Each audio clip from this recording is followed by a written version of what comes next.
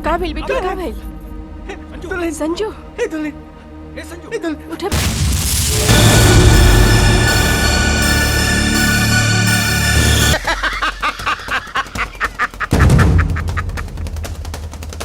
लोग हमरा के लालची, धंधेबाज, बालू माफिया, भूमि माफिया, दबंग, बाहुबली, अत्याचारी, बलात्कारी, व्याभिचारी, खूनी दरिंदा और न जाने काका नाम भी हैं।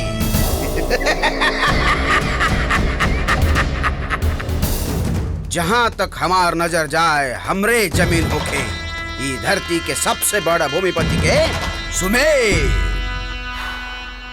का डबुआ? सुमेर बाबू, हम तो यही चाहते हैं, बाकी खाली सोचने से कुछ नहीं होता है। आपको क्या लगता है? जरा फिर से सोचिए। सुनवा खाली 21 दिन खातिर ही जेल में गइल बा। ये तो आपके भी अच्छी तरीके से मालूम हो कि घायल शेर और नाकाम आशिक दोनों के ताव एक के होला। वो कल जमानत पर बाहर आएगा तो सोचे क्या होगा? कुछ नहीं है उसके पास खोने के लिए। हमनी के पास ये है सुमेर बाबू खोने के लिए। ई का मतलब है तोरा? 21 दिन के भीतर संजुआ को जो करे के बा वो कर दा, नहीं तो 20 लाख रुपया और 15 बीघा जमीन तो जैबे करी, इज्जत जाई वो अलग। काले पंडित के बुलाओ, काले बुलाओ पंडित के। 15 दिन के भीतर संजुआ के ब्याह गोपाल सिंह के बेटा के साथ कर देवे के बाद। एक बात और, कहू सुनुआ चुप बैठेगा? खत्म कर दे ओकरा, खत्म कर दे। वही जेल में ससुरे कबर खोद दे, वही के वही। मालिक, हम अपन जमीन आपके दे देली। आपके नौकरी करत करत हमार जवान दे बुढ़ा गइल। वह नौकरी हमारी दे ले लेलस। अब हम लाचार हो गए नी मालिक, हमार मदद करी मालिक, हमार मदद करी। कौन एहसान किया होगा हम पे? एहसान किया हो? जमीन देला तो पैसा पैला, नौकरी कैला तो तनख्वाह लेला, गोड़ कटल तो होकर सारा इलाज के खर्चा हम कैनी। आपका इशारा तोहरे नाम कर दी। ये बात ठीक नहीं है मालिक। भैया अपन गोड़ कटा के लाचार हो गए। अरे इनको पेट बा, रउआ इनका खातिर कुछ न कुछ कर के पड़े। बेसी नेतागिरी कैले ना तो जौन मशीन गोड़ काट सकेला वो मुंडी भी काट सकेला। लेकिन बस सुखलाल, बस शांत रहा, शांत। सुमेर बाबू आप रुक जाइए, हम बात करते हैं। हाँ तो बालाल जी, अब आप बतावा का चाहिए तो क्या? मालिक, ये गरीब अपाहिज आदमी के का चाहिए? ये हमार बेटवा है सोनू, एकरा के कोनो नौकरी मिल जाता हमार रोजी रोटी के जुगाड़ हो जाए मालिक। अरे बस इतने से बात। हाँ मालिक। ये समझ ला कि तोहर लड़का का नौकरी लग गया, कल से उसको काम पे भेज देना, ठीक है? जी। चलो भी जाओ। अच्छा मालिक। चलो चलो सब काम पे निकलो, चलो। काम के समय पे नेतागिरी नहीं चाहिए। चलो भैया चलो। का डबुआ, का है ये सब? वो लोग हम क्या ओवरटेक करे के कोशिश करता, हम के सुमेर के? अरे छोड़िए ना सुमेर बाबू, आपको क्या लगता है हम उस लंगड़ा के बेटवा को कलेक्टर का नौकरी देंगे? तो? अरे कोल्ड स्टोरेज में मर्दवा बोरा उठाने के लिए आदमी चाहिए कि नहीं? ई लड़का और का? अरे छोटे मोटे काम जब हम पर सौंप दिया करिए। चलिए समझाते हैं आपको। ठीक है, हमरा तो समझे में नहीं आवत।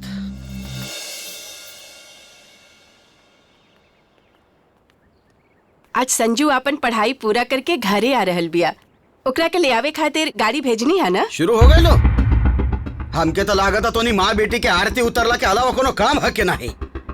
संजू खाली हमरे ना, आपके भी बेटी है। भाड़ में जाए ऐसन बेटी, जौन घरे में पैसा कमा के लावल था दूर, पढ़ाई के नाम पर उल्टा पैसा लुटा के उताड़ी।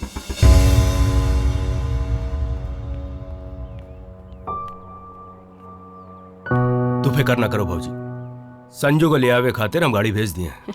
और कल संजू के जन्मदिन भी है, ओकर तैयारी। निश्चिंत रही, सब हो जाए, हम हई ना। वो देखा संजू आ गई। मम्मी। अरे अरे अरे हमार बेटी, आजा आजा, जुग जुग जिए हमार बेटी। नमस्ते डब्बू अंकल। नमस्ते, कैसे हो गया? एकदम फर्स्ट क्लास, आपके सामने हो। पापा कहाँ हुआ? गोड़ लागत नहीं पापा। हाँ बस ये दिखावा का कोनो जरूरत नहीं खे। चल डबुआ, वो बारीपुर वकील साहब के यहाँ जाए के बाद चल। जब से सिपाही से भले हवलदार हो न दुनिया पे गोली मारे। अरे सुनुआ, बुझा तो तू नौकरी करे ना, कहीं हीरोगिरी करे जाता रे। हाँ? ये लड़का तो ना सुधरी। लाल कबूतर फुर से उड़ जाला। ये का फुर फुर कई के पूरा घर गंदवावत पड़ा। बाबूजी एकरा के डीओ कहल जाला। एकरा के हीरो हीरोइन लोग लगावेलन, तू लगाला। अरे हट, मार दे तोरा के। इतना बढ़िया शरीर से खुशबू आवत रहे कड़वा तेल के, अब कुल गंदवाए देलस। अबे बतावत है तो दिखला एकरा के लगते में बढ़ोते में भी जवानी आ गई। और सुना, खाना बना के रख दे ले हई, दोपहरिया में खा लिया। ठीक है।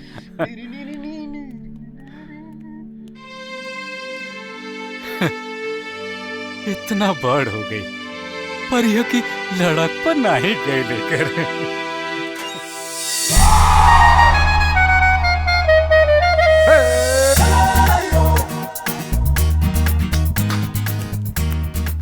अरे नमस्कार। नमस्कार। गेट में नहीं कहा? हाँ साहब। अच्छा तो जाके गेट बंद करा। अरे भाई साहब, हैं? तनी सुनिए, जी। ये मैनेजर साहब कहाँ मिलेंगे? हुआ आ ई ई ऊ नहीं भाई, मैनेजर साहब कहाँ मिलेंगे? हो नहीं अच्छा अच्छा अच्छा। बाकी आपके हैं। अबे बकलोड़ा ही होगा, हमको नहीं चिंते। हाँ मैं मुंबई रिटर्न सोनू बाबू। काम करो काम करो। बुझाता शहर से कोनो साहब जांच खातिर आइल बाने।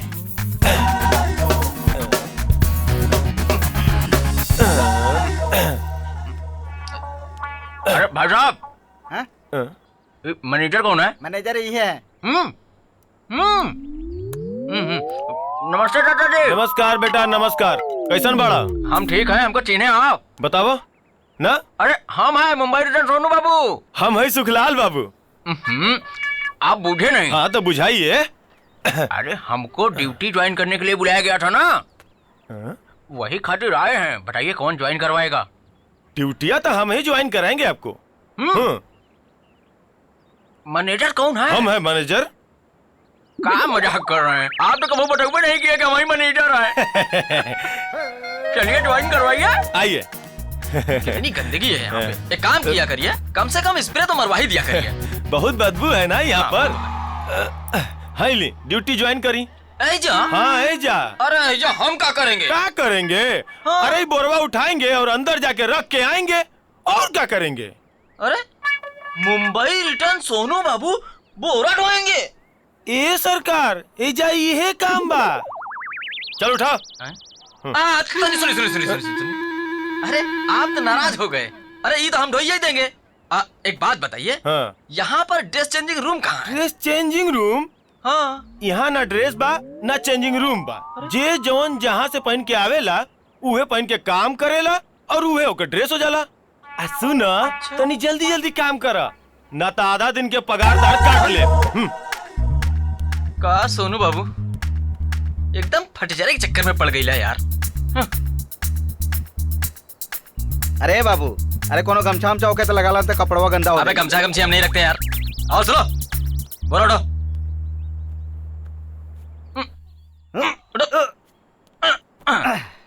ये मैनेजर कैसे पता चल गया कि हम मुंबई में बोरवे ढो रहे थे? यहाँ भी ढो रहे हैं। लगा था किस्मत में बोरे ढोआ लिखा है। चलो सोनू बाबू का करबा। कितना ठंडा है ससुरिया। अरे तेरी तो ए किधर रखी यार? अरे बाप रे। हैं? अरे बाप रे, ये सरवा चारों तरफ अलगू ही आलू भरा हुआ। तो इतना ठंडा आलू स्टोर है कि बर्फ के स्टोर है यार। चल भैया।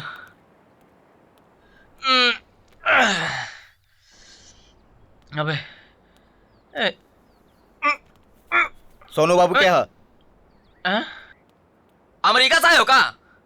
अरे सोनू बाबू सामने खड़े हैं और पूछ रहे हैं कि सोनू बाबू कहाँ हैं? बताओ क्या काम है? सुमेर बाबू कोठी पर बोलोले वाला। हाँ? देखो, जौहरी हीरो को पहचान सकता है। अरे ये बनरा मैनेजर कहाँ जाने अदरक के स्वाद। हाँ, चलो सोनू बाबू। Happy birthday to you.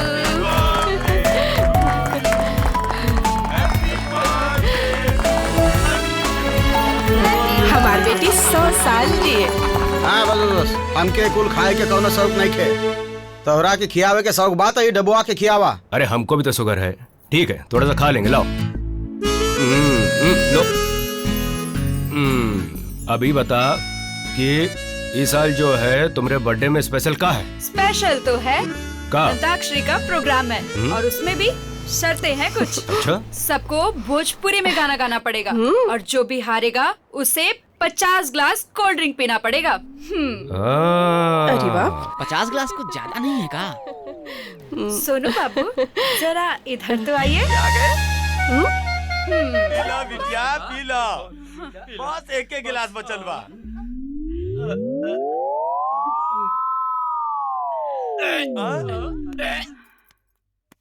Sanju बिटिया,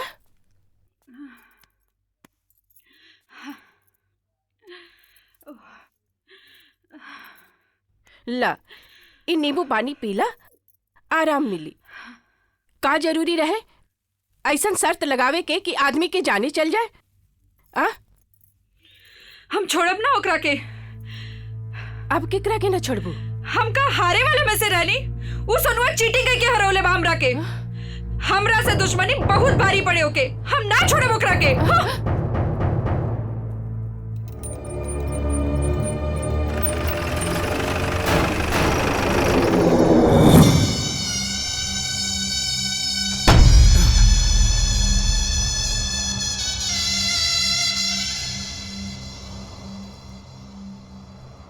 प्रणाम। केहर जाते हुआ? बाजार जाते हैं डब्बू बाबू बेचे खातिर। आलू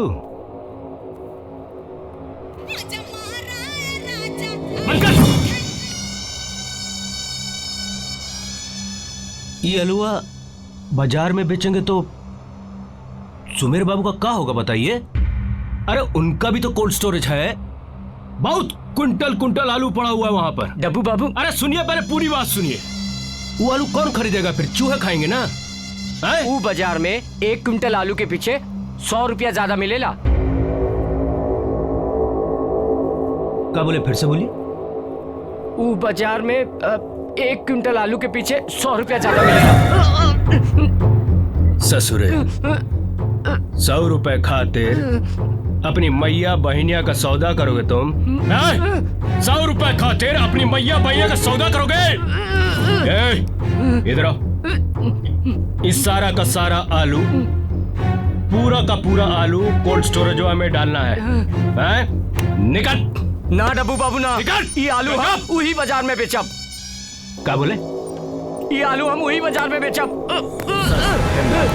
साले, आलू बेचेगा? हाँ। आलू बेचेगा? हाँ। आलू बेचेगा? हाँ बेचब। ससुरा चोर, ना बाबू तो साहब, इतना ना। हिम्मत बढ़ गई? ना बाबू साहब, आखिर हमार अच्छा, हमार चलो। गलती का बा बाबू चल। साहब। डब्बू भैया हमके सब बतौले हुए हैं। सारे हमरे कोल्ड स्टोर के माल बाजार में बेचता है। बाबू साहब, बाबू साहब, हमार खेत के क्यों फसल कहेंगे? हम चाहे जहाँ बेची। चल आज तोरा के हम बाबू मजा साहब, दिखाई। ई आज गरीब तोरा के हम इलाज साथ बढ़िया अन्याय से कर करब। रहल बानी आप। गरीब पर जुलूम, ये तो बहुत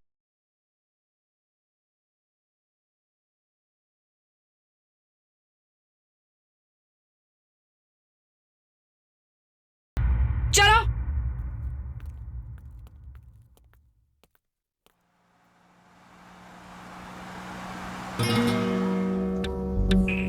ई त आज एकदम माटी के लोथा बन के बैठल बा। हमरा त अंताक्षरी के चीटिंग के बदला लेवे के बा। अभी ऐसने बैठल रही तो सब कामे गड़बड़ा जाई। का हीरो, आज कोनो गाना याद नहीं आ रहा है का? पता नहीं काहे आज सब गनवे भुला गई नहीं। बेटा अभी तक गनवे भुलाइल बाड़ा, हम तो तोहार जियल भुला दे। वैसे नाम क्या है तुम्हारा? हाँ सोनू। सोनू तुम हो बहुत स्मार्ट। देखो 2 दिन में ही मेरी बराबरी में बैठ गए। वैसे याद रखना, बराबरी में बैठ जाने से इंसान की औकात बराबरी की नहीं हो जाती। तुम हो नौकर और नौकर ही रहोगे। हमके अपन औकात मालूम बा मैम साहब, और केकरो बराबरी में बैठे के हमरा के कोनो शौक भी नहीं खे। काहे हमका पता बा कि हम एको अपाहिज बाप के गरीब बेटा है जो होकर जिंदगी भरे के सहारा बा। बेटा आप आया औकात में, गाड़ी रोको और जाओ मेरे लिए 2 आइसक्रीम लेकर आओ।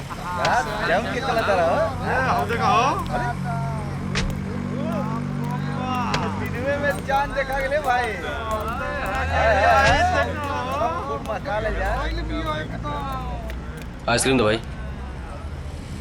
आए यहाँ तो माहौल चेंज हो गया भाई। अरे तनी परे हटिए। तू क्या हुआ? अरे नहीं हटिएगा तो पकड़िए। पकड़िए? हाँ। और भारल बाजार में अपन बहन के हाथ ना पकड़ल जाला। बहन? हाँ। अरे तू का बोलत बड़ा हो? अरे हमको नहीं चिन्हे? नहीं। हम है तुम्हार जीजा। हाँ।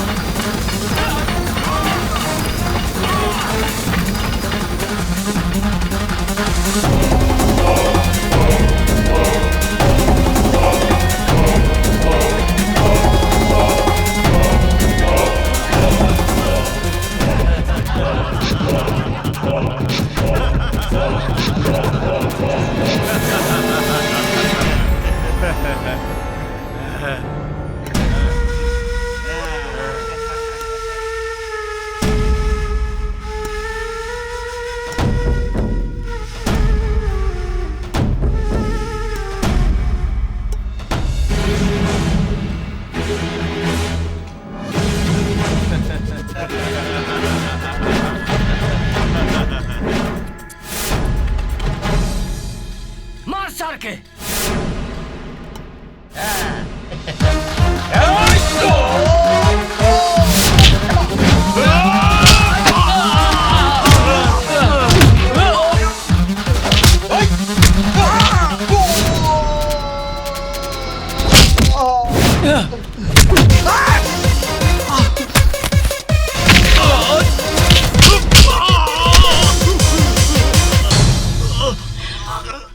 तोहरे जैसन गुंडन की वजह से शरीफ घर के बहू बेटी के घर से निकलना मुश्किल हो गई बा। आज के बाद केहू लड़की के छेड़े से पहले अपने ई सोनू बाबू के जरूर याद कर लिया।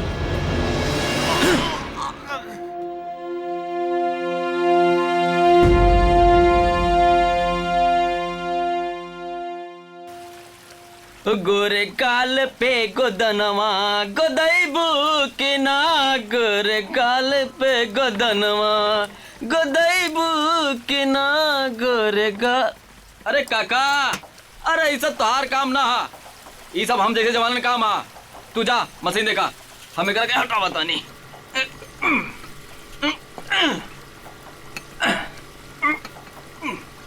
ए मैनेजर साहब, इस सोनू आइजा ठीक से काम करेला कि ना? बाबूलाल भैया सोनू आइजा के हीरो हा। कैसे? कैसे?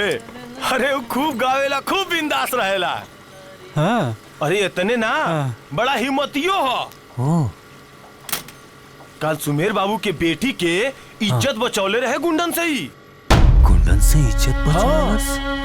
अच्छा तू एजा बैठ, हम तनी मशीन देख के आवत तनी।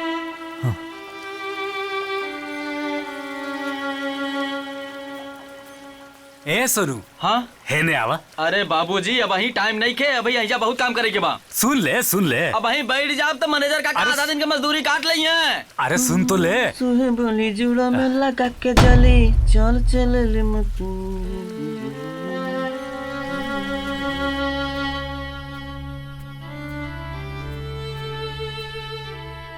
का भइल बाबूजी? खाना नहीं खे खात? खाना ठीक नहीं के बनल बा का? सोनू। हाँ बाबूजी। एगो बात कही। कहीं बेटा, ये बढ़न लोग से ना तो दोस्ती अच्छा होला ना दुश्मनी है। हमके अपन हद मालूम है बाबूजी, आप चिंता मत करें, खाना खाएं।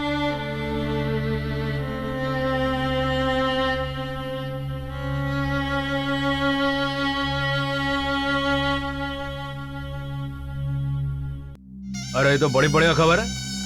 अरे तो चला, ऐसी खुशी में शाम को एक पार्टी हो जाए। यार बड़का दिन हो गया साथ में बैठे हुए। चलो ठीक है। हाँ आजा। नमस्ते नमस्ते नमस्ते। का बात है डबुआ, केकरा के पार्टी दे रहल बाड़े? अरे ऐसी बढ़िया खबर आई है ना कि आप भी सुनेंगे तो छल पड़ेंगे।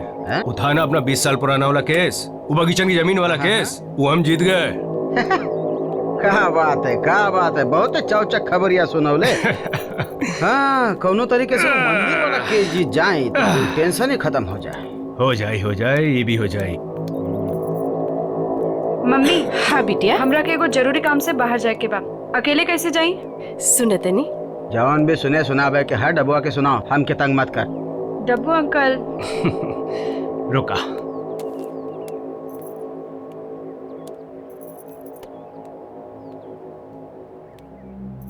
अरे सुना, वो संजू बिटिया बाजार जाता डी, केहू के साथ में बेच। हाँ ठीक है। हाँ थैंक यू अंकल। बैक मारेली, फ्रंट मारेली, ये लड़की आए बोल्ड जवाले करा। बेटा आज तो ये मूड में बा। संजू, कोनो तरह आज अपन सब हार के बदला ले लेवे के बा, नहीं तो ऐसा मौका दोबारा ना मिली। क्या बात है, आज बहुत मूड में लग रहे हो। अरे हम तो रोजे मूड में रहते हैं मैम साहब। ठीक बा बेटा, आज तो हम तो ऐसा मूड बनाई कि काल से मुंह दिखावे लायक ना रह। अच्छा जरा इधर देखो, मैं कैसी लग रही हूँ? बुझाता मछली फंसे ही वाला बा। जो हमको दिखाना चाहती हैं मैम साहब, वो हमको देखने का कोनो शौक नहीं है। हाँ, अगर आपके अपन दुकान दिखावे कितनी शौक बात, कोनो चौराहे पे खड़ी हो जा, बहुत देखनाहार मिल जाई हैं। रोको, मैंने कहा ना गाड़ी रोको। रोको, चलो उतरो, बाहर निकलो, चलो। का भइल? पीछे हटो। अरे का भइली तो बताई मैम साहब। कहा ना हटो। नॉनसेंस। अरे मैम, गेट लॉस्ट। जी हाल है। अरे मैम साहब सुनिए तो।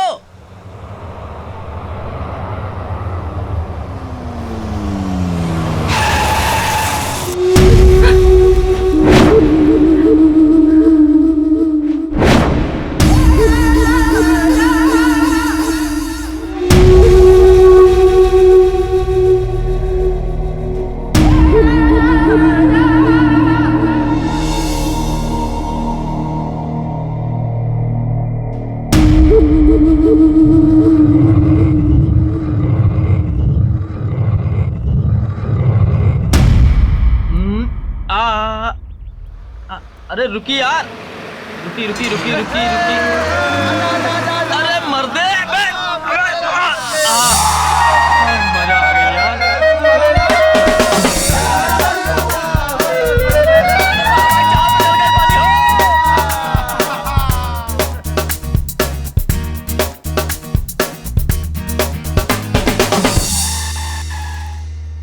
का हुआ? ये का हो गई?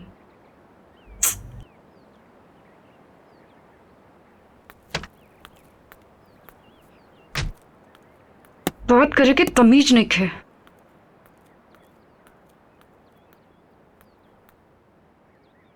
हाँ। पता नहीं खुद को क्या समझता है। कहता है चौराहा पर खड़ी हो जा, देखनहार मिल जाइए। अरे अभी खराब होना।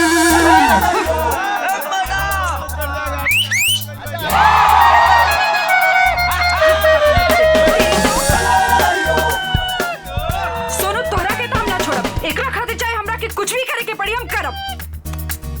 हाँ। मम्मी मम्मी मम्मी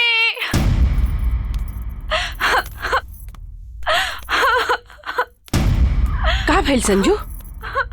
ये सब तोहार हालत कैसे भइल? का भइल? खाली टेसुए बहेबू के कुछ बगबू भी? हम सोनुआ के साथे मार्केट गए रहली ना, उहे हमरे साथे बदतमीजी कैला था। हैं?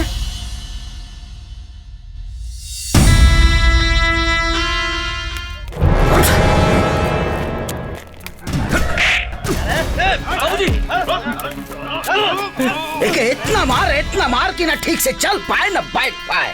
का भइल मालिक? ये अपन बेटा से पूछ कि का भइल।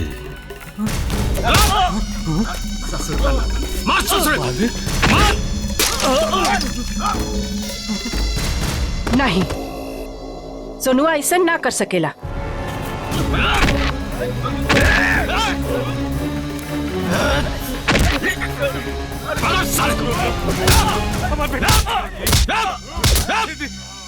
साले तुम्हारी रिश्ता की वजह से ये हुआ है। तुम्हारी रिश्ता की वजह से ये हरामजादे का इतना हिम्मत हो गया कि सुमेर बाबू की इज्जत पे हाथ डालेगा। ना मालिक, मालिक रह दी।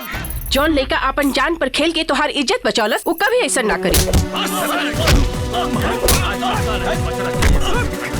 हमारे बेटा कहले का बा।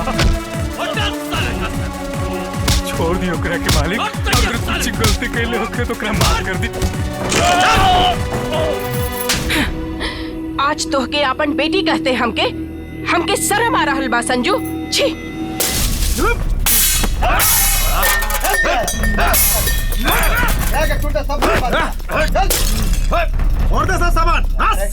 हमके माफ कर दे मम्मी। बर्थडे पार्टी के हार के बदला लेवे के चक्कर में ये सब हो गए। बदला लेवे के चक्कर में तू इतना गिर गेलू कि तोहरा ई ना समझ में आइल कि तोहार ई हरकत वो गरीब के कौना मुसीबत में डाल सकेला।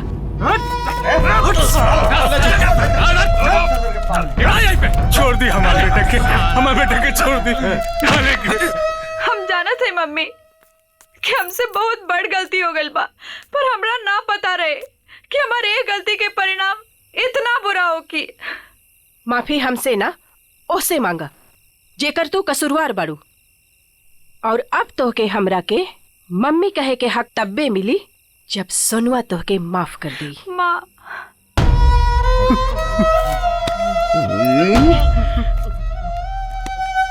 कल सूरज निकलने से पहले अपनी नमक हराम बेटा के साथ गांव छोड़ के भाग जाओ, ना तो इतना काटब के टुकड़े गिने वाला गिनती भूल जाई। माफ कर दी मालिक, एकरा माफ कर दी। एकरा कोनो गलती नहीं। याद मालिक रख। एकरा कोनो गलती नहीं के बेटा। गलती नहीं की कही। हमरा मालूम बा तार कोनो गलती नहीं के बेटा, हमरा मालूम बा।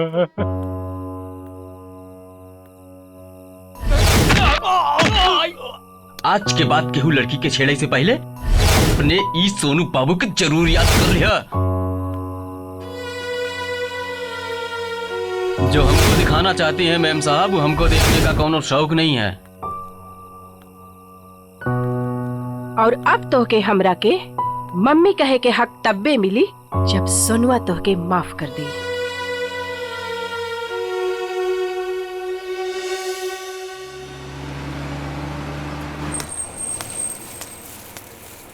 काका, यहाँ सोनू रहता है ना? कुछ देर पहले गांव छोड़ के चल गइलन। कहाँ बात कर रहे हैं?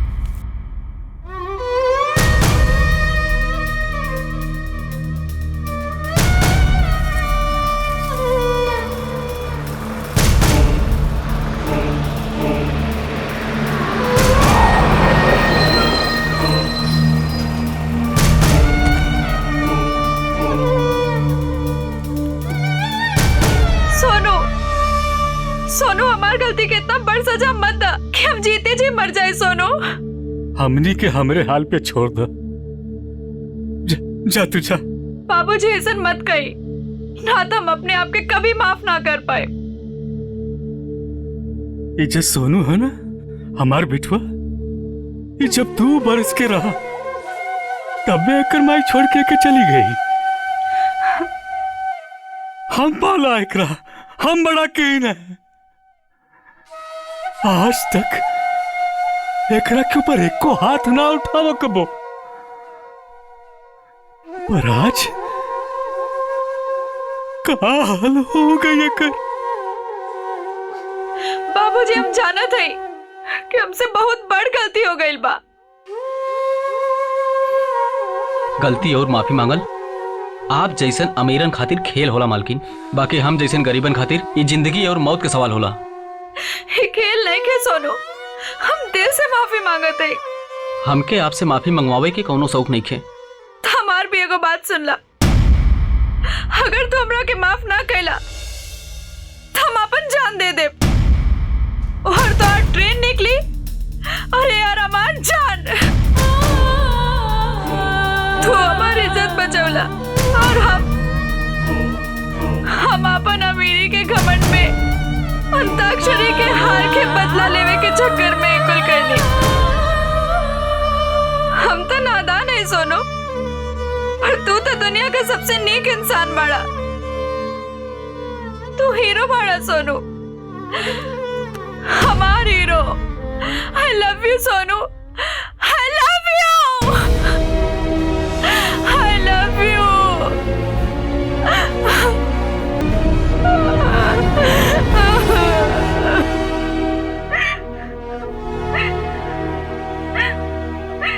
देखा देखा, भाव मत खा, लड़की जरूरत है।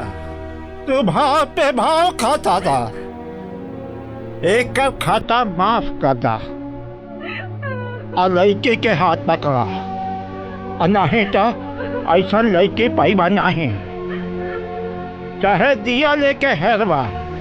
लड़की पूर्णमासी के चांद है चांद।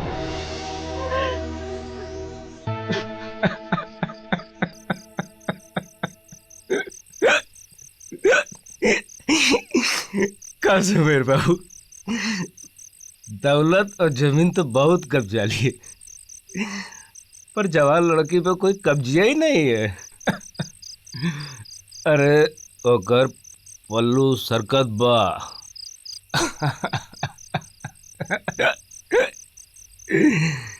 लगता है हमें के कुछ करे के पड़ी।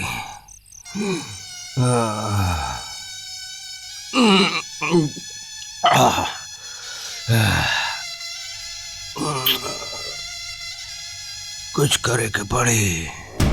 तोहार लड़की के करतूत देख के तो हमके तोहरे चरित्र पर शक हो रहल बा। ऐसन लड़की तो हमार पैदाइश होइए ना सकेली, ना ना ना होइए ना सकेली। ससुरी रात में आके कहताड़ी कि सुनवा हमारी इज्जत लूटे की कोशिश कैले बा, और आज खुद 2 कौड़ी का मजदूर सुनवा के लगे आपन इज्जत लुटावे चल गई।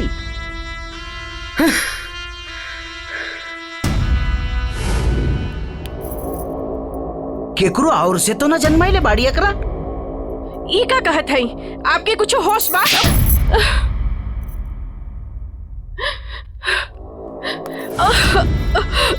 वो कुलक्षणी के बोल आपन लक्षण सुधारे, वरना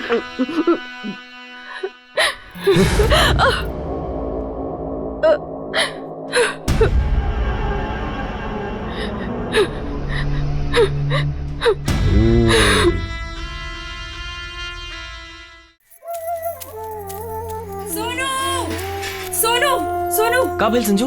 तोरा के कुछ बुझात नहीं है कि हमने के साथ का हो रहल बा? परिस्थिति बहुत खराब हो गई बा सोनू, तोरा के कुछ करे के पड़ी। संजू तू चिंता मत करा, तो के हमारे ऊपर भरोसा बाना। खुद से भी ज्यादा। देखा संजू, दौलत के मामले में तोहरे बाबूजी से गरीब जरूर है, बाकी इज्जत और ईमान के मामले में तोहरे बाबूजी से कहीं ज्यादा अमीर। तू फिकर मत करा। हमके अपन ना तुहार फिकर हो रहल बा सोनू। चला चला तो के छोड़ दे।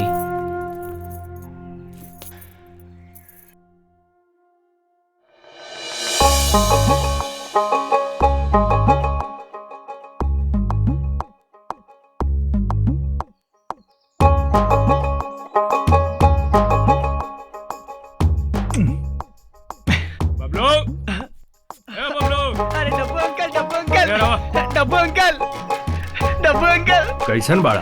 डब्बू अंकल हमरे खातिर का ले आयल हैं? तोरे खातिर हम बाजारे से ई चॉकलेट लेके आए हैं। हम कोनो छोट लड़का है का जो चॉकलेट खाई? हम तोरा से बात ना करब। अच्छा सुन सुन सुन सुन सुन सुन इधर आ। ई कैसन बा?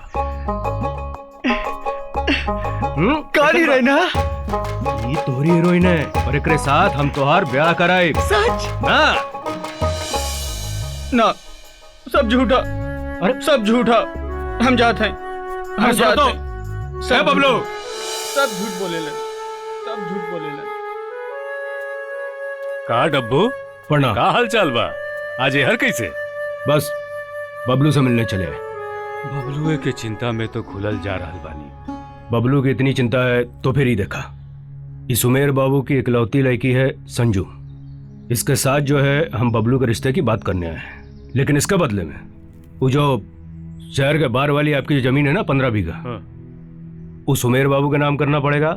और ब्याह का खर्चा 20 लाख। ठीक है। ठीक है, और हमरा खर्चा अलग। खर्चा के कोनो चिंता मत करा, सब हो जाए।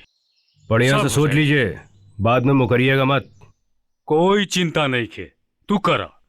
तो फिर एक काम करी, बाजारे से हल्दी मंगवा ली और बिटवा को लपटवा दी। हाँ, हम रिश्ते की बात करत हई। ठीक है। संजू,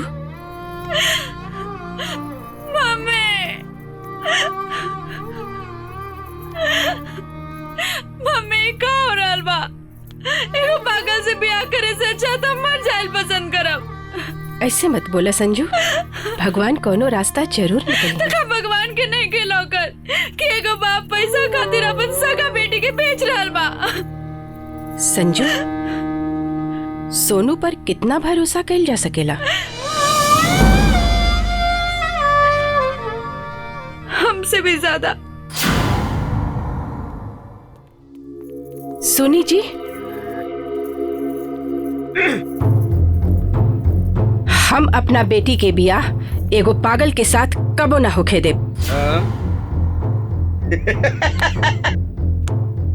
अब तोहार मुंह भी खुले लागल। रउआ पैसा और जमीन के हवस में इहो भुला गईनी कि संजू आपके इकलौती बेटी है। बाकी हम ना भुला सकीला, हम संजू के माँ हई। 9 महीना ओके अपने कोख में रख ले हैं, अचरा के दूध पिला पिला के बड़ा कैले हैं। हम ओकर जिंदगी नरक ना बने दे। और हम ओकर जिंदगी नरक बना दे जे हमार 20 लाख रुपया और 15 बीघा जमीन के बीच आई। तका आप अपना बेटी के सौदा करब? ऐसा ही समझला, ऐसा ही समझला। संजू के ब्याह तो वही हुई जहाँ के हम चाहब। चल डबुआ, बनारस जाए की तैयारी कर ले। अब और कोनो रास्ता नहीं है।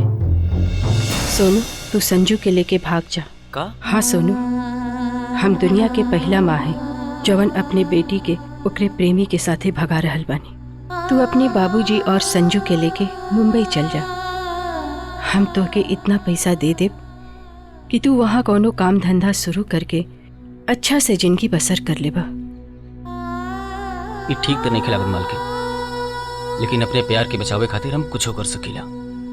हमके आपके पैसा ना, आशीर्वाद चाहिए। एक बात तो माने के पड़ी सुमेर बाबू, आपसे बड़ा धंधेबाज केहू नहीं खे। लोग शादी ब्याह में लड़के वालों को दहेज दे के आते हैं, आप उल्टा लड़के वालों से दहेज लेके आ गए। डबुआ, ये एकरा बैंक में डाल दे। हाँ।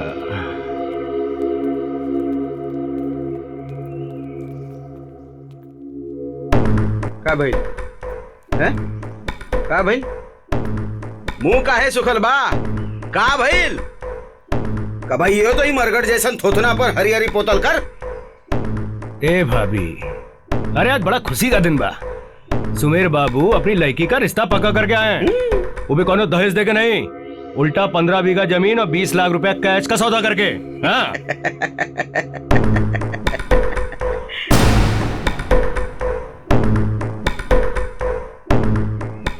रुका रुका,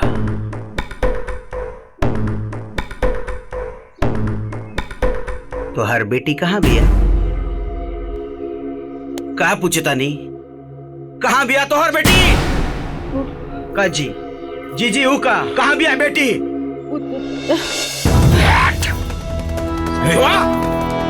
संजो कहाँ मर गई? बुआ कोनो गड़बड़ ना होने के चाहिए, तो सब चौपट हो जाएगा। हमके तो कोनो और चक्कर लागत बा। ये ससुरी माई बेटी का कोनो भरोसा नहीं के। ए ससुरा, ए सुमेर बाबू, इधर का दुपट्टा हैं? लागत है भाग गई।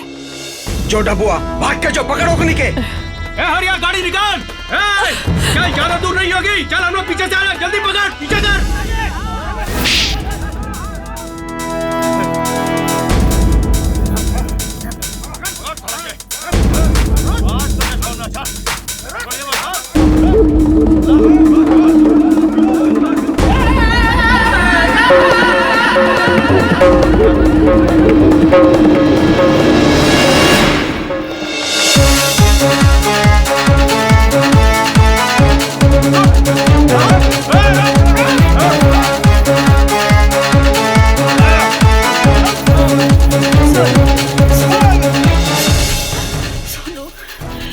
से नहीं भागल जा सोनू, नहीं भागल जा। संजू, इतनी हिम्मत रखा, हम बानी ना। चलो।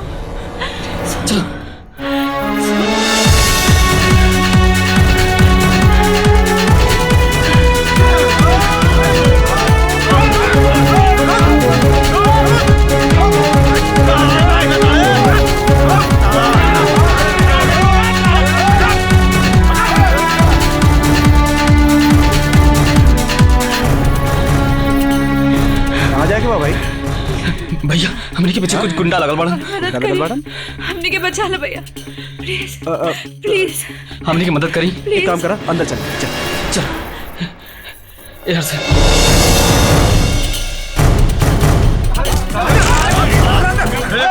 अरे भाई कार है, यहाँ करो लड़का लेके इधर का। अरे यहाँ क्यों नहीं खेल? कार है सारे आनर हो गए वाले कार है। अब भाई सही करना नहीं है। यही इधर देख देख यही होई। ए भैया कौन? बहुत सर निकाल तेरी। अरे ठीक तो देख। अरे और देखो। हां देखा तानी भैया। अरे कहां जाइए को नहीं छिपल हो ये? हां।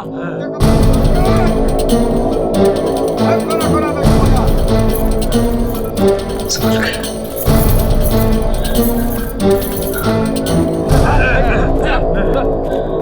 ये जगह के तलाशी ले।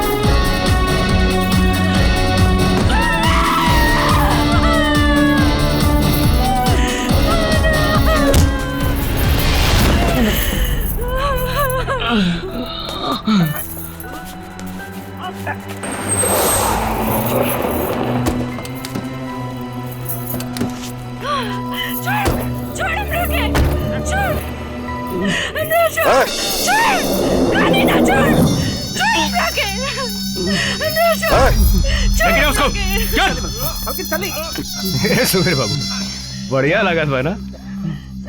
क्या करे इसका? एकर कहानी हम खत्म करब। एक रुका।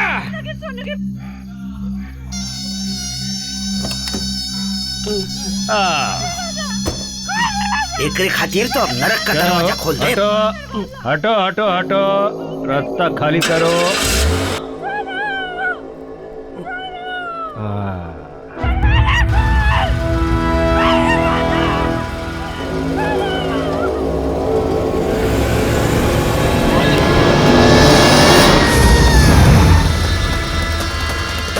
खत्म कर दोनों बाप बेटा के।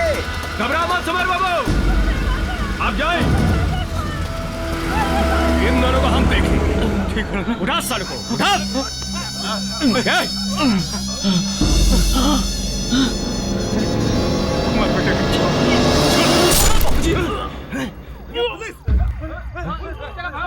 निकल निकल निकल, जल्दी निकल यहाँ से, निकल।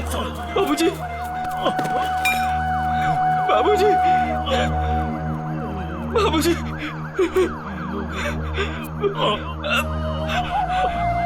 बाबूजी, बाबूजी, बाबूजी। अमीर और गरीब के जंग में हमेशा गरीब के भुगते के पड़ेला भोला। हम जाना था नहीं कि सोनू की मासूमियत जेल के चारदीवारी से टकरा टकरा के बहुत जल्द अपन दम तोड़ दे, लेकिन हम क्या करें? हम कुछ कर भी तो ना सकेला भोला। मालूम बा, बाकी अच्छाई और बुराई की लड़ाई में भोला हमेशा सच्चाई के साथ देवेला साहब। हम हमेशा तोरे साथ साहब, नहीं। आपके लिए चिट्ठी।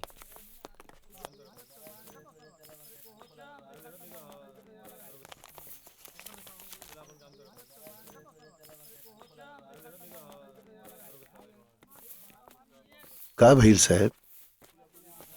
खाली हम ही ना, ऊपर वाला भी तुम्हारा साथ दे रहा बा भोला।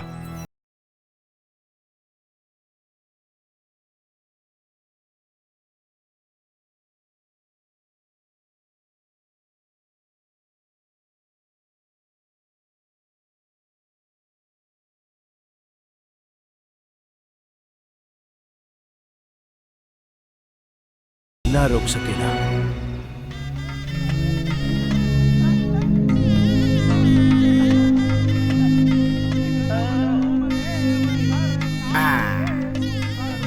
बिना दुल्हन के कैसन ब्याह होता? ये तिलक है बिटवा, ब्याह तो बाद में होखी ना। बाद में काहे?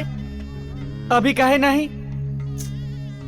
ए ससुर जी, हमार दुल्हन का कुछ बोली है मत, नहीं था बबलू चुपचाप बैठा। आवा, समझी मिलन तो हो जाए। बधाई हो आपके गोपाल जी। रघु के बधाई हो।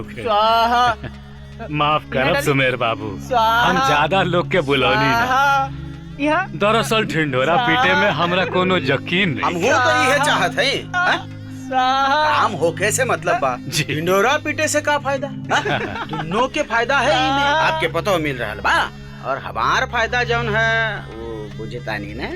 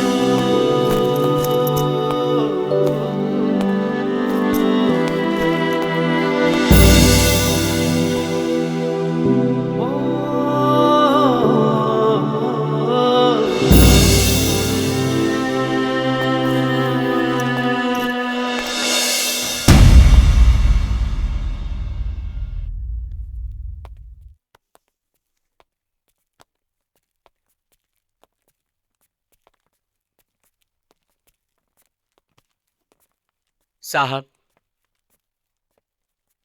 हम तो सोचले रहनी कि जेल में खाली चोरे बदमाश डाकू आवेलन, बाकी वो भोला भैया जैसन नेक और शरीफ आदमी, ऐसे देवता जैसन आदमी जेल कैसे आ गईलन साहब?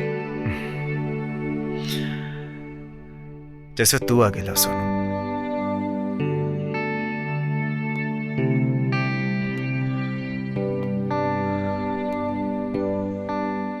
सोनू, राम के भी 14 बरस जंगल में बितावे के पड़ल रहे। एकर मतलब इतना कि वो अपराधी हो गईलन।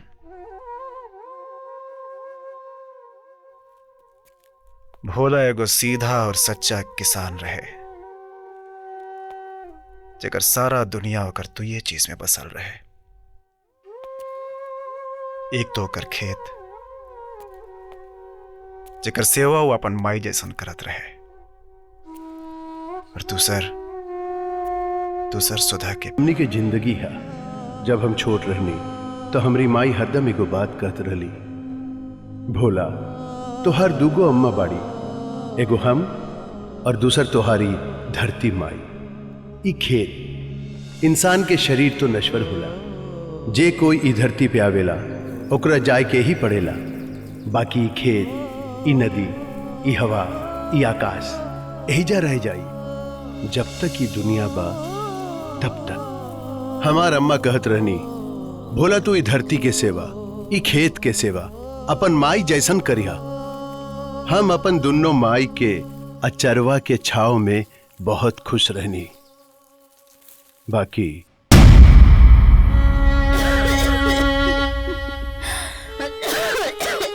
अम्मा, ये तोरा के का हो गइल? अम्मा, अम्मा,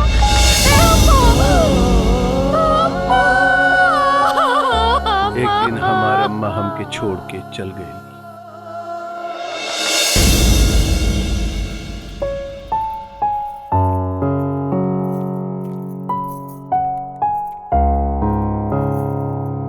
ई का करत हो? अम्मा के आशीर्वाद लेता नहीं।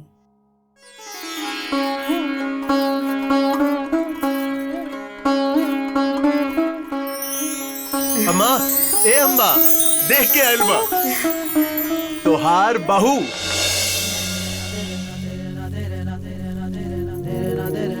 अम्मा तो के आशीर्वाद देत बा।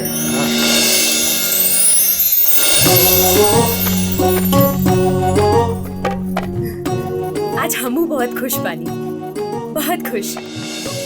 असु ना, जब हमने के ब्याह हो जाए ना, तब जब ई खेत में तू हल चलाइबा, तब हम यहाँ दूर से तो के पुकारब, ए जी सुनी ना, हमके आपसे कुछ कहे के बाद। तो कहा ना।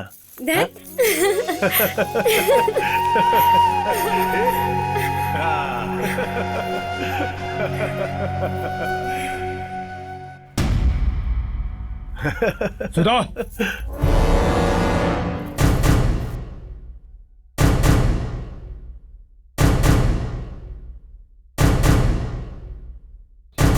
तू सुमेर बाबू की बहन हो, ऐसे भिखारी लोगों के साथ घूमने की क्या जरूरत है? तू के है वो हमके रोके वाला? आ खबरदार, जे भोला के भिखारी कहला। अच्छा, तो भिखारी के भिखारी ना कहें तो क्या जमींदार कहें? डब्बू जी, गरीबन के भी इज्जत होला। बस अपनी औकात में रहकर बात करो। तुम जैसे लोगों के हम मुंह नहीं लगते हैं। और तू चला, सुमेर बाबू याद कर रहे हैं। तू जा सुधा, हम कल तोहर भैया के पास अपन शादी के बात करे आई।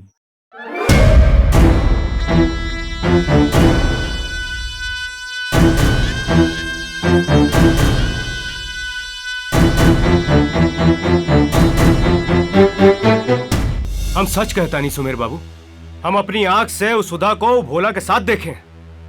कौन बोला? अरे वही जेकर जमीन घाट के किनारे बा। अरे जहां अपन बालू की ठेकेदारी चलेला। वो साला तो जमीन देवे से मना कर दिया था ना, और सारा कर्म करके तो हम देखे थे।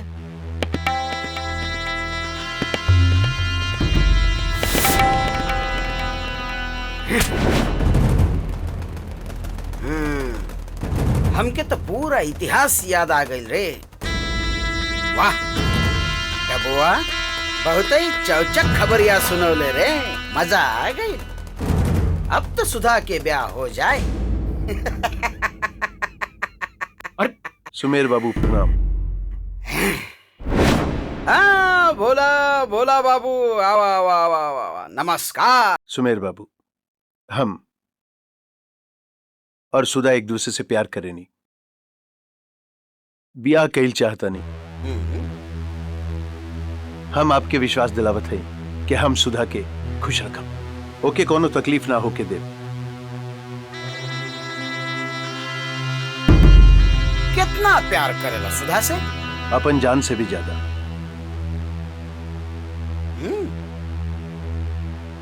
ओकरा खातिर का कर सकेला? अपन जान भी दे सके नहीं।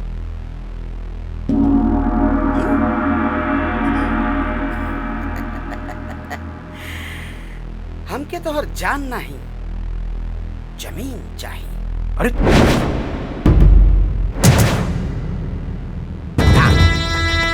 अगर सुधा के पावल चाहता रहा तो घाट किनारे वाला जमीन हमरे नाम करे क्या पड़े। हमके कौनो जल्दी नहीं। सोच ले, 2-4 दिन सोच ले।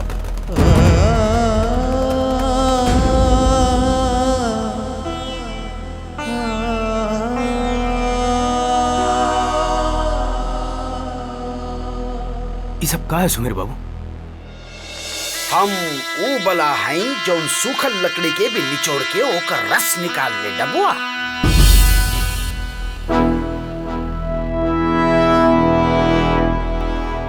हे डबुआ, तो क्या का हो गइल बा?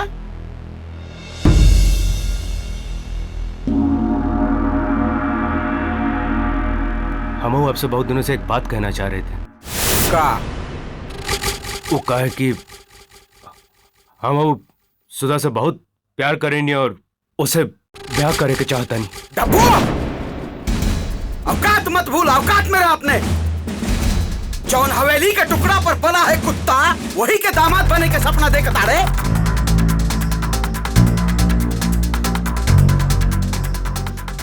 ये हमार सपना नहीं, हमार प्यार है।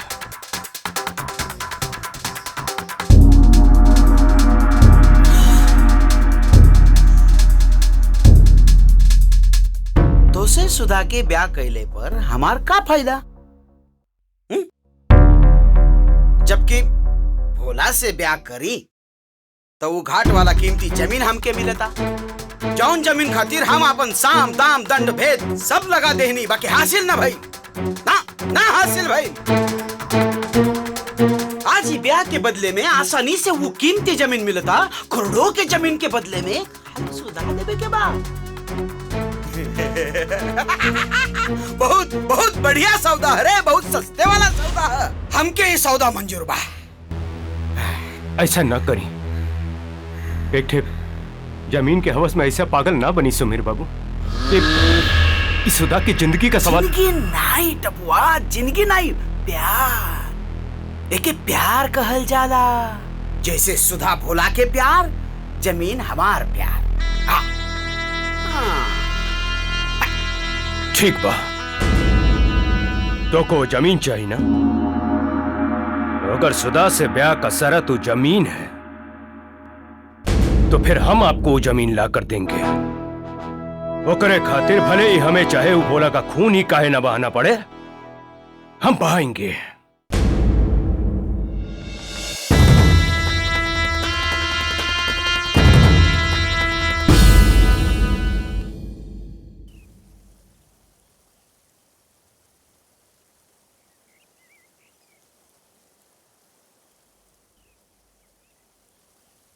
आज जिंदगी हमके ऐसन दोराहे पे खड़ा कर देले बा जहां से आगे बढ़े के कोनो रास्ता ही नहीं खेलोकत।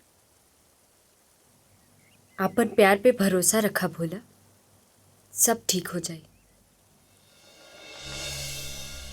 कैसे कैसे सुधा? ना तो हम अपने प्यार के छोड़ सके नहीं और ना ही अपने अम्मा से दूर जा सकेनी। तो के अम्मा से दूर होके के कोनो जरूरत नहीं खे। लेकिन तोहर भैया जॉन भाई अपन बहन के जिंदगी के सौदा करत हो। वो भाई नहीं, दलाल है दलाल। आज वो अपन बहन के प्यार के बेचता, कल बड़ा फायदा खातिर अपन बहन के इज्जत भी बेच सकेला। लेकिन उनके जमीन ना ही मिलल तो वो हमनी के मिलन ना होके दी है। हमनी के मिलन भगवान की मर्जी है भोला। ओके सुमेर नाम के राक्षस ना रोक सकेला। हम अपन घर परिवार रिश्ता नाता सब छोड़ के आयल बानी। तो भगवान के साक्षी मान के हमार मांग में अपन नाम के सिंदूर भरता। हाँ भोला चला।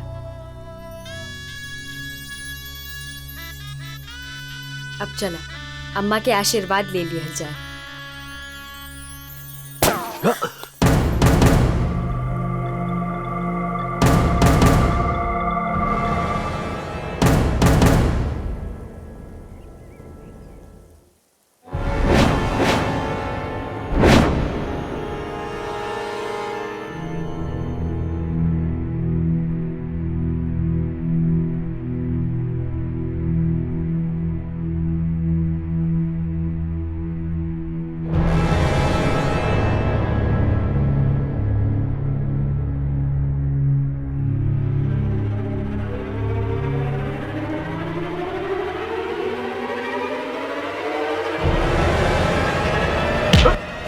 डब्बू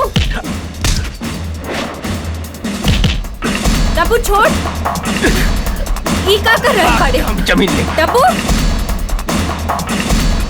डब्बू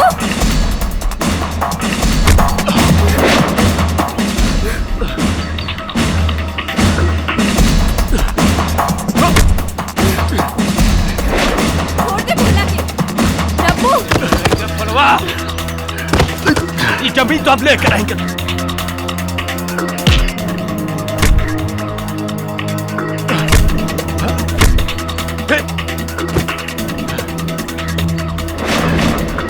काट के जमीन ले।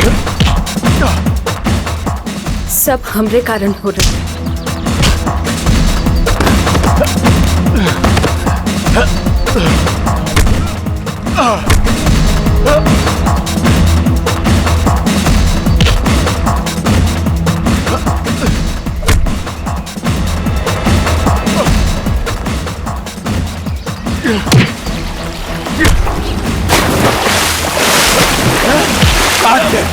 अब ना छोड़ा, अब ना तोड़ा के छोड़ा, ना छोड़ा।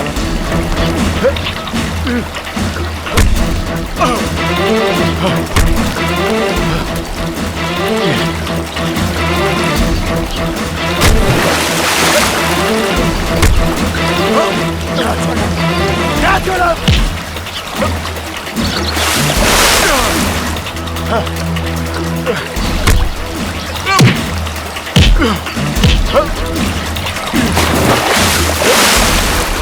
अब हमरे के कुछ कर।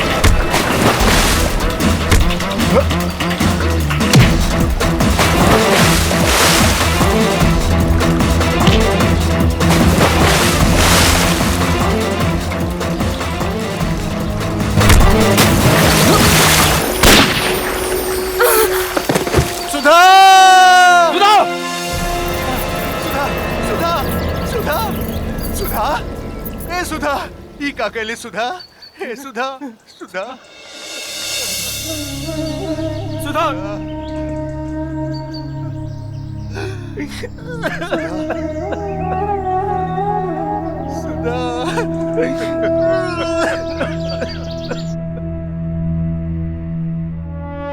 ओकरे बाद सुमेर और डब्बू मिलके भोला के सुधा के हत्या के इल्जाम में गिरफ्तार करवा देहलन और सीधा साधा सच्चा भोला यहाँ आ गए उम्र कैद के सजा काटे खातिर।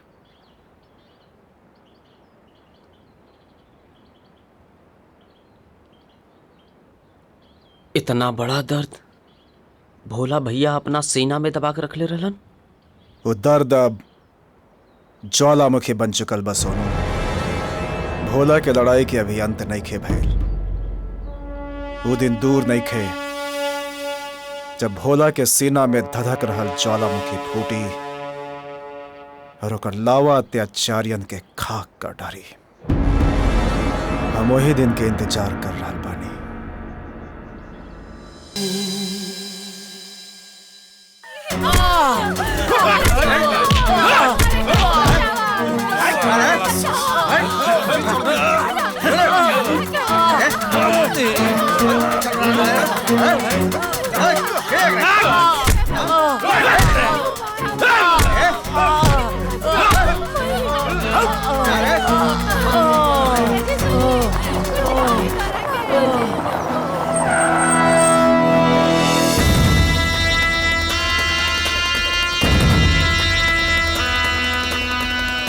डबुआ,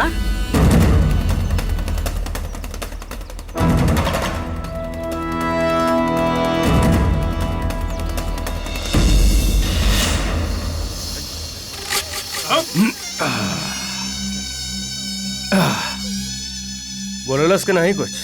नहीं भैया।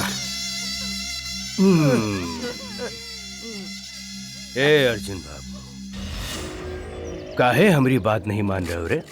हाँ, अपनी जमीन दे दो ना सुमेर बाबू को। ना डब्बू बाबू ना।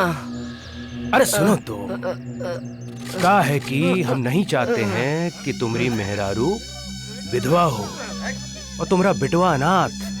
हमको इनकी आंख में जो है आंसू नहीं बहाना है। डब्बू बाबू, हम के अपन मेहरारू के विधवा भइल मंजूर बा, अपन बेटवा के अनाथ भइल मंजूर बा, बाकी अपन धरती माई के सौदा ना कर बाबू। एकरा को इतना मारो जब तक किसकी ना हाँ में ना बदल जाए। ठीक है भैया। साइन याद से ले ले है एकरा से। ठीक है भैया। चल डबुआ।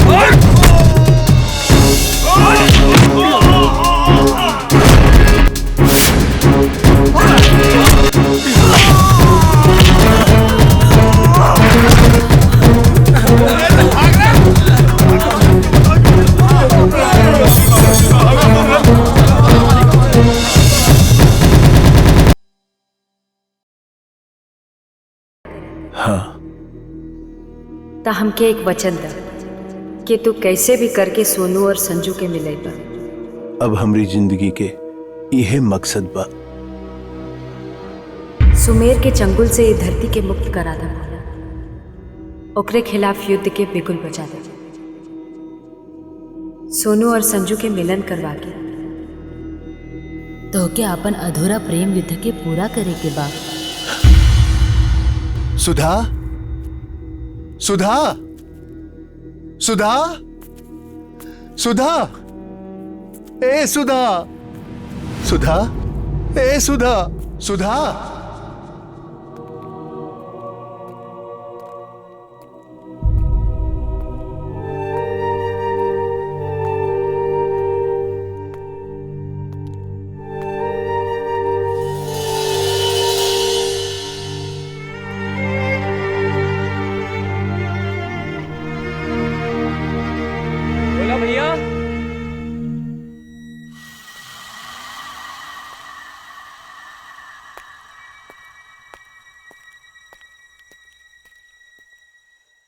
पहले कब्बो देखनी ना?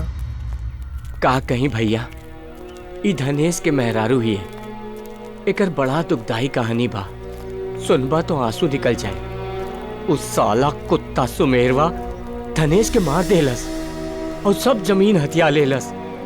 इतनों पर ओकर जी न मानल तो ई बेचारी अबला के इज्जत लूट लेलस। तभे से ई उहे कपड़ा पहिरले बाड़ी। ई कपड़ा में धनेश के खून के छींटा और एकर इज्जत बर्बाद होके के धब्बा पड़ल बा भैया।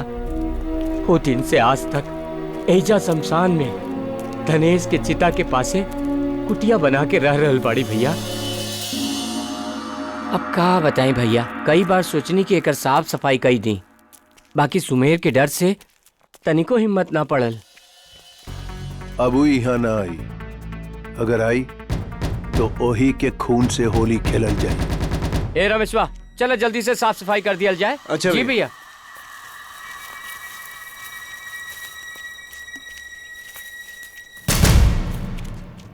भैया वो देखा डबुआ आवता, डबुआ।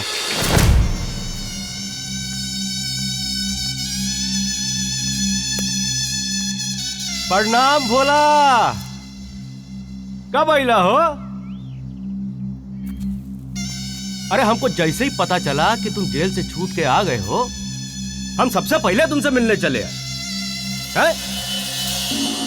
ए ससुरा, सगा संबंधी सब, बाकी सब तो यहाँ गुलजारे गुलजार बा हो। हमार हाल छोड़ा, पहले ही बतावा कि वो राक्षस गांव के गरीबन के खून पी पी के कितना मोटा गया। वो खाएगा तो हमारा पुराना आदत है, तुम जान रहे हो। वो कहा है कि जैसे ही हमको पता चले तुम वापस आ गए, हम सबसे पहले तुमसे मुलाकात करने चले। मुलाकात करे या ये पता लगावे के भोला के कौन से तरकीब से मारल जाए। तो हार भड़कल जायज बा, पर ओकरे बारे में सोच जिनकी बहन उनको छोड़ के चली गई है। अरे सुमेर बाबू अपनी बहन के विरह में पगला गए। बड़ी मुश्किल से उनका इलाज करवा के उनको ठीक करवाया गया है। और जैसे ही उनका पता चलल कि तू जेल से वापस आ गया, अरे तो से मिलने को तड़पत बाड़न रे, तड़पत बाड़न। जाके सुमेर से कहा ओकर तड़प हम शांत करब। बहुत गर्मी पैदा कर लियो हो।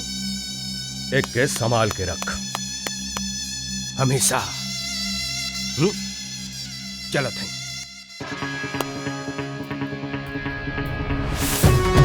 कुत्ता के दुम के जमीन के नीचे 10 साल गाड़ दे, तब वो साला टेढ़े के टेढ़े रही। चिंता ना करिए सुमेर बाबू, ये केस तो हमने चुटकी बजाते जीत जाए। पहले केस जिता के बताओ, ढेर चुटकी न बजाओ। सुमेर बाबू हम अपने तरफ से कोशिश करता नहीं।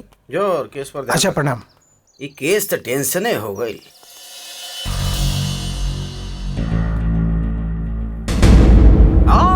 भोला भोला, आओ आओ आओ। इतना दिन बाद तो के देख के हमके बहुत खुशी हो रहा बा। खुशी या हमके जिंदा देख के अफसोस? हाँ बोला बोला, हमनी के पुरान गिला सिकवा भुला जाए चाहिए। ये लड़ाई में हम दोनों ही खोले बानी, खोले केहू नहीं के भोला, केहू नहीं के, हम दोनों ही। हमसे का चाहिए? समझौता।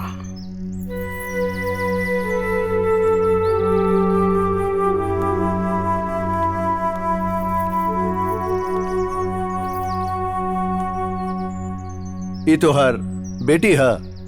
संजो,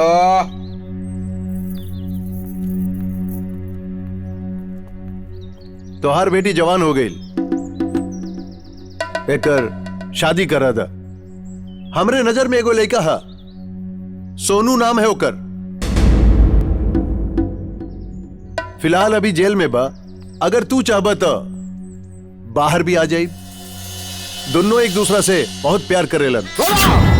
हम शांति से सुनत हई, एकर मतलब ई ना कि पिछले 10 साल में हम कमजोर हो गए नहीं। तोहार तो नहीं के मालूम, बाकी 10 साल में हम जरूर मजबूत हो गए हैं। हम अगर चाही तो अब ही तोहार टुकड़ा टुकड़ा करवा सके नहीं। धीरे बोला सुमेर, बुढ़ौती में सांस उखड़ जाए। तो के संजू के कन्यादान तक जिंदा रहे के पड़ी। तू का समझला हमके जेल भिजवा के तोहार लड़ाई खत्म? ऊ तो इंटरवल रहल। क्लाइमेक्स अभी बाकी बा। भोला अकेला रहल, सोनू नाही, समझला?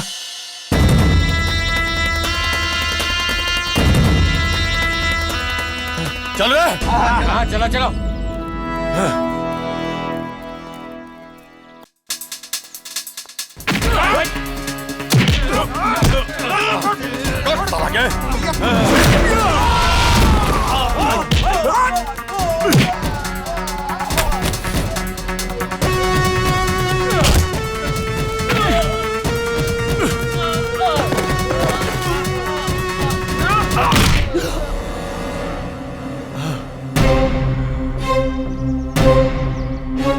क्षत्रिय पीठ पे वार नहीं करेला।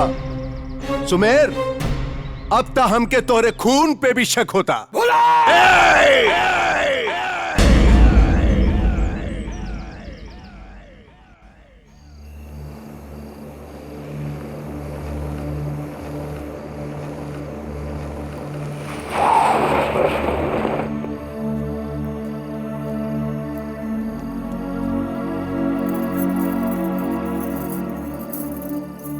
हम एक मजबूर माँ हैं जेकर पति ओकरे बेटी के सौदा एगो अमीर के बेटा से कर रहल बा।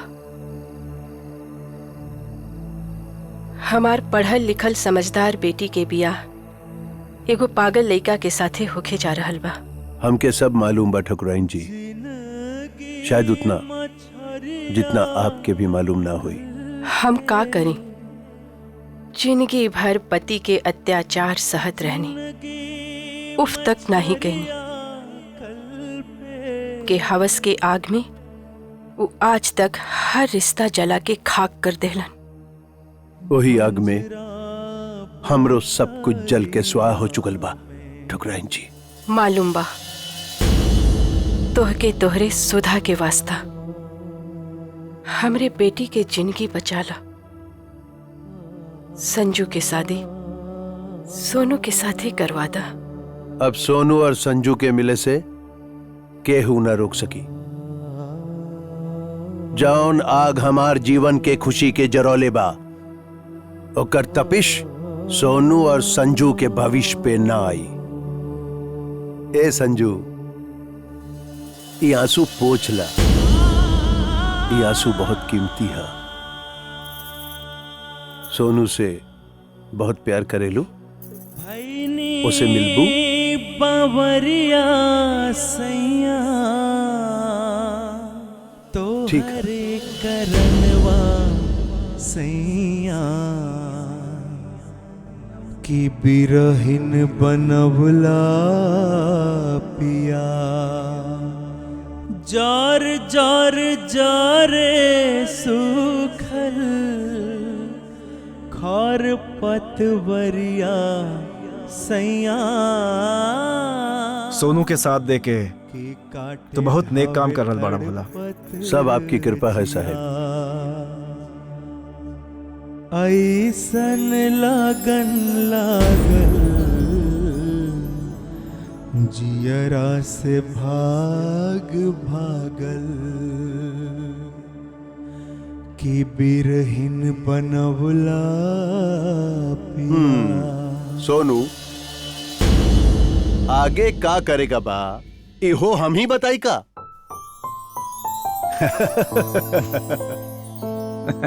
सोनू, इला चाबी, बाहर मोटरसाइकिल खड़ी बा, संजू के घुमा के ले आवा। ठीक बा साहब। अतनी जल्दी आ जाइए। ठीक बा।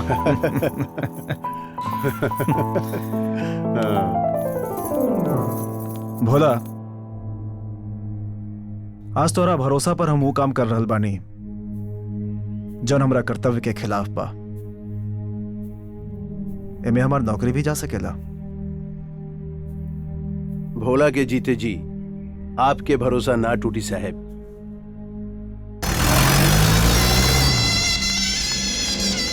ये कुल गाजीपुर जाए। अरे काम मरवा, आप यहाँ पे मटिया और बलुआ समेटने में लगे हुए हैं? वहाँ पर आपकी बिटिया उस सुनुआ के साथ अपनी का बकत बाड़े। अरे बकत नहीं बानी, खाली ये समझ ला कि आपका 20 लाख रुपया और 15 बीघा जमीन गई तेल लगाने। ऐसा कैसे हो सकेला? सुनवा तो जेल में बा। अरे ये हमको नहीं पता। अब यहीं खड़े खड़े मुंह ताकते रहेंगे कि चलेंगे उसको देखने? अरे चलिए मर्दवा। चल चल चल मंगलवा, चल गड़िया चला। चल निकल जल्दी। सुमित्रा, सुमित्रा। का भाई? संजुआ कहाँ गया? संजुआ कहाँ गया? हरामजादी कहाँ भेज रहे बाड़ियों के? का भाई पापा? सच कहता नहीं, हम थोड़ी देर पहले इसको सोनुआ के साथ देखें।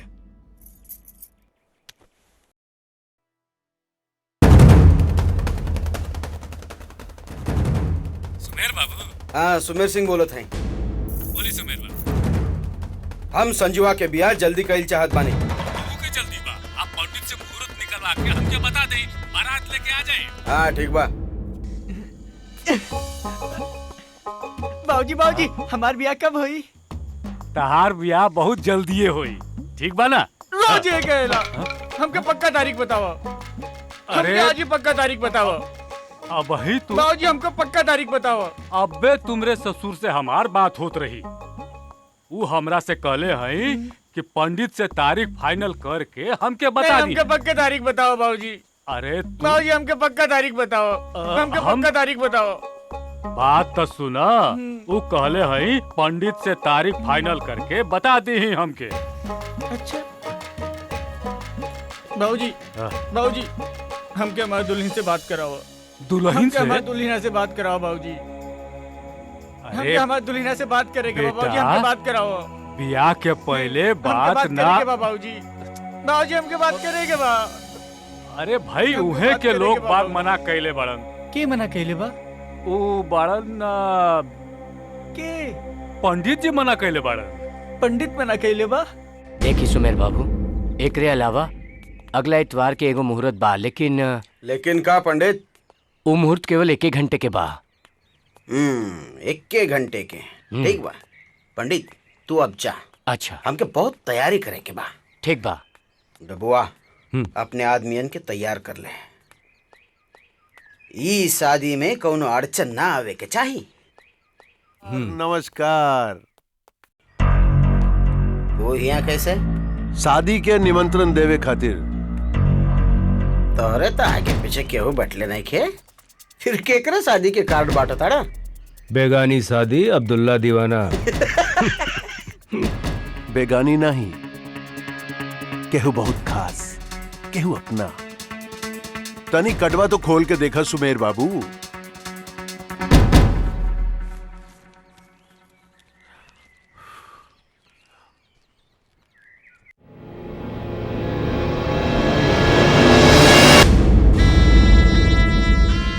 का नौटंकी है भोला? शादी ब्याह तोरे खातिर नौटंकी होई, हमरे लिए नहीं। 10 साल जेल में रह के क्या आइला? अपने आप के दोप समझे लगला? ई मत भूला, हम वो बला हैं जौन सूखल लकड़ी से बहुत रस निचोड़ ले ले सुमेर। अगले इतवार के सोनू और संजू के आशीर्वाद दिए आ जाइया, वो नहा धो के, समझला?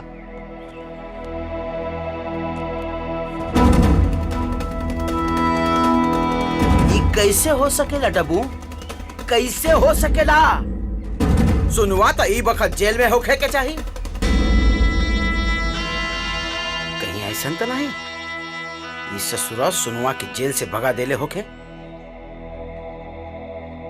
एकर कौनो भरोसा नहीं सुमेर बाबू, कहे कि हम संजू को सोनू के साथ जेल के बाहर ही नाचते गाते देखे थे।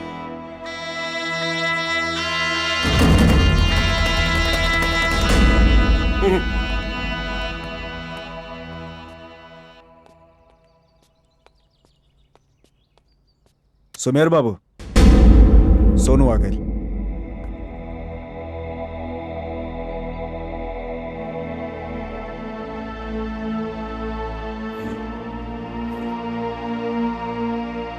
शुक्रिया जलर साहब, अब हम चलता नहीं। क्यों?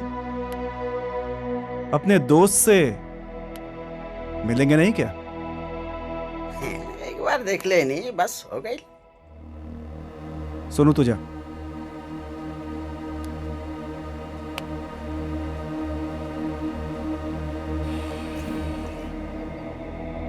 मेरे ख्याल से आप लोग ये देखने आए थे कि सोनू जेल में है या नहीं। सुमेर बाबू अपने दामाद के सूट के नाप लेवे आयल हमें साहब।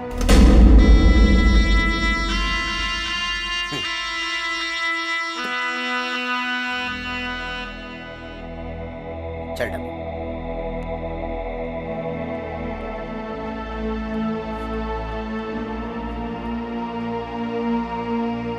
सुमेर के तेवर देख के लागत है कि तोहरे ओर से युद्ध के बिगुल बच चुकल बा। ऐसा नहीं समझी, अगले एतवार के प्रेम के महासंग्राम में आपको आमंत्रित है।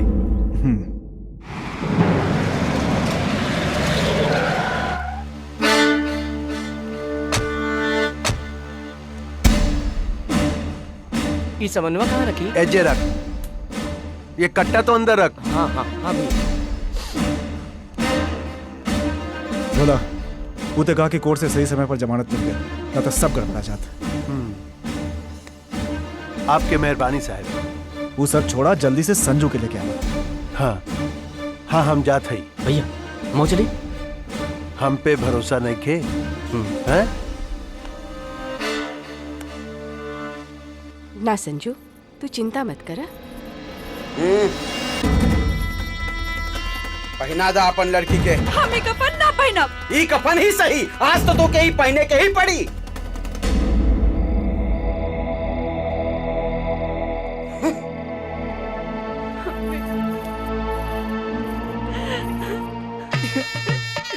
बधाई बाबूजी।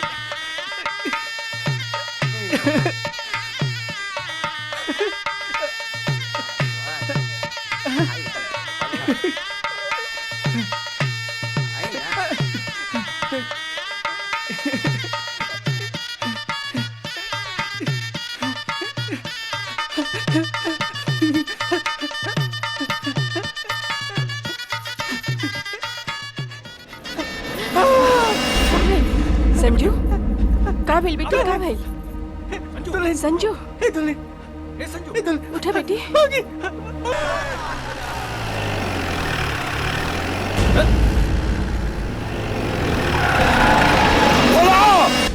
ना सुमेर, आज होशियारी नहीं, पहले वाला भोला ना समझिया।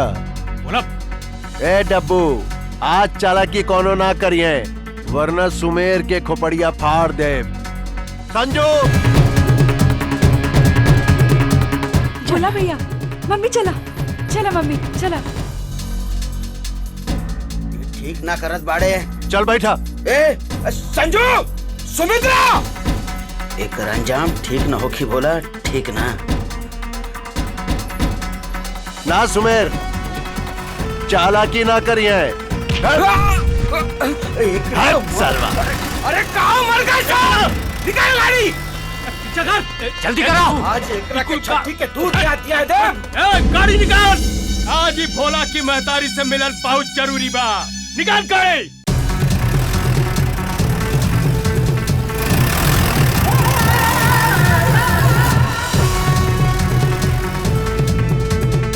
चल आवा। आवा संजू, चला आवा। पंडित जी, विवाह का विधि विधान फटाफट करवावा। हाँ जजमान आई। जा जा बैठा। आवा, चला चला आवा। मंगलम भगवान विष्णु, मंगलम गरुड़ध्वज। भैया हमनी सबके सावधान रहे के पड़ी। वो सुमेरवा चुप न बैठी। चिंता ना कर अर्जुन, सोनू के विवाह के मंडप पर सुमेर सिंह के बीच में भोला खड़ा बा। सुमेर का ओकर बाप भी आ जाई तो इस शादी के रोक ना पाई। और ई बिया संजू।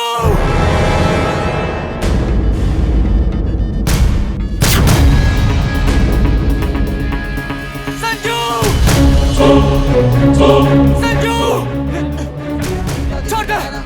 छोड़ दे हमरा के, छोड़ दे हमके संजू से मिले के बाद हमके छोड़ दो। अर्जुन छोड़ दो ओकरा के।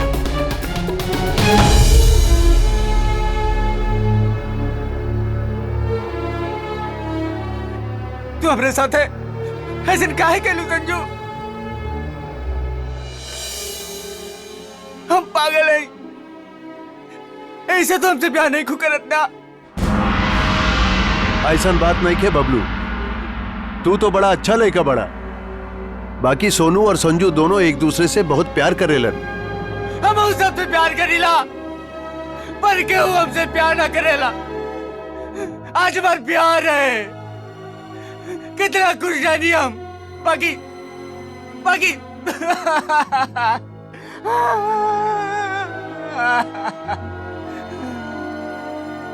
हमार बाबूजी दौलत के बल पर हमार खातिर रिश्ता खरीदल रहलन, पर भुला गईलन कि दौलत से पागल खातिर एगो खिलौना खरीदल जा सकेला।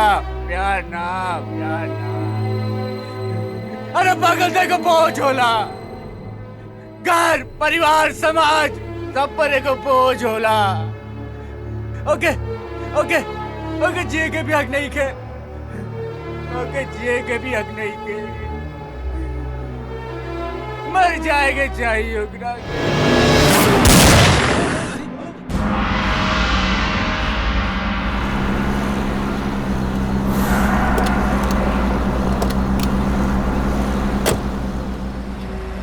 बेटा बेटा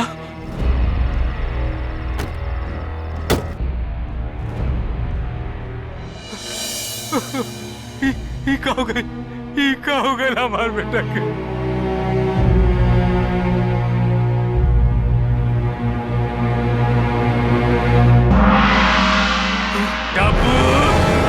हम तारा के ना छोड़ा, तू हमरा निर्बल।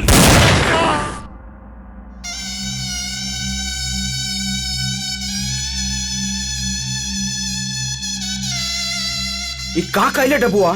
गोपाल सिंह के सब मरेंगे आज, सबको चुन चुन के मारा जाएगा।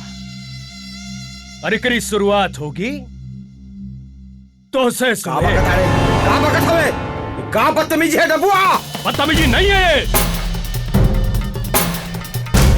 यह मेरी नफरत है तुम जैसे लालची कुत्ते के खिलाफ। अरे कैसे इंसान हो रहे तुम? जमीन और जायदाद के चक्कर में तुम्हारे लिए कोई भी रिश्ता नाता मायने ही नहीं रखता। तू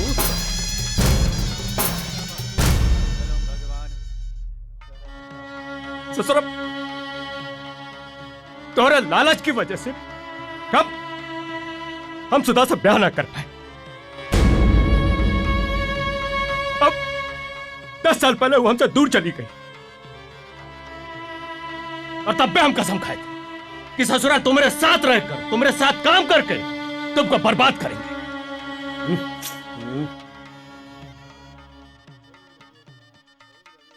काहे कि हमको पता है तुहार जैसे कुत्ते के सामने जब हड्डी फेंकी जाती है ना, तो लालच में आकर सारे रिश्ते नाते भूलकर तू लोग उसी हड्डी के पीछे भागते हो।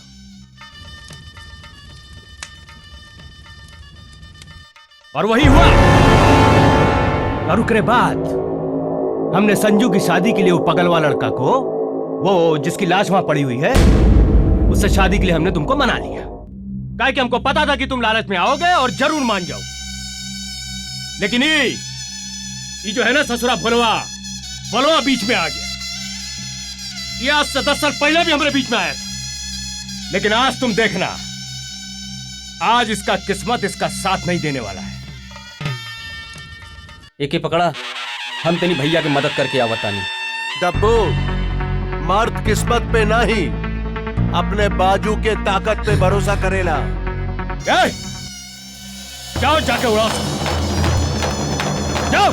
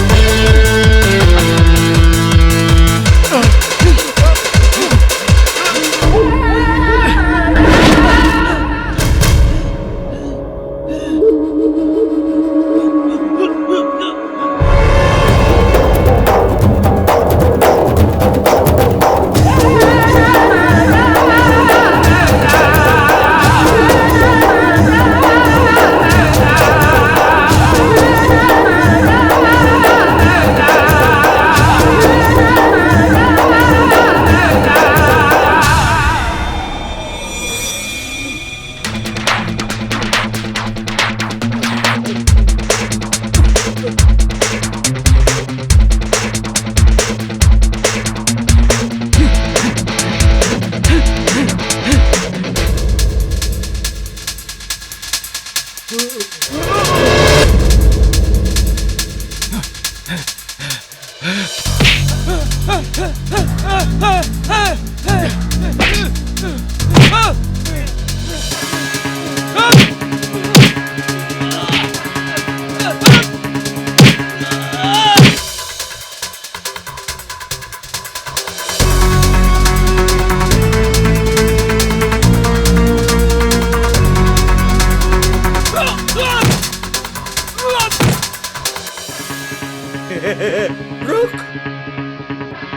जा भोला, हम कहते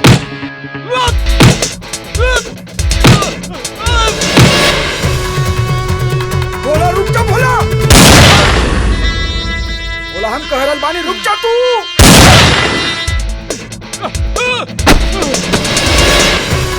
तू ना मन बे भोला, ना मन बे, ना मन बे।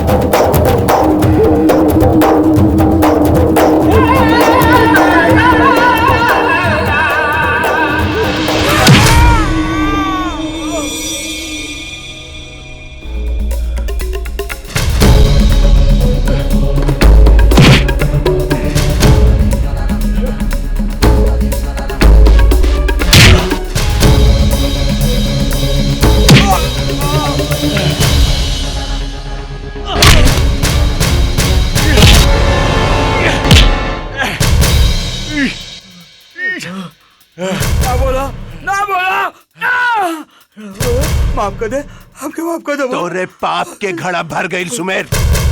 याद कर सुमेर, ई उहे जमीन है जेकरे खातिर हमरी सुधा के कुर्बानी देवे के पड़ल। दौलत के लालच में अपन रिश्ता नाता सब भूल गए तू, मगर आज तो के यही जमीन में हम दफन कर दे, दफन कर दे तो के। सुनवा सुनवा, हमके सब मंजूर बा, हमके सब मंजूर बा।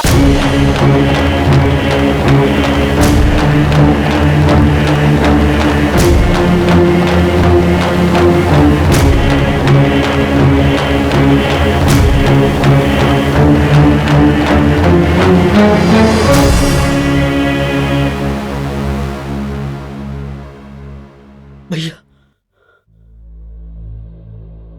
हमके माफ कर दें ठकुराइन जी। नहीं भोला, हमके तोसे कोनो शिकायत नहीं है।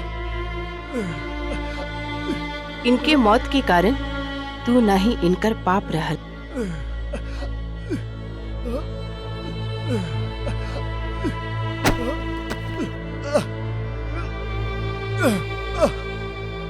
अब हम जात है सोनू। ए सोनू, ए जमीन हमरी माँ है, अम्मा है हमार। ए जमीन में हमार अम्मा के आत्मा बसल बा, सुधा के रूह बाई में रखे। संहार के रखिया, संहार के रखिया। ए सुधा हमार हल बानी सुधा। ए सुधा हमार हल।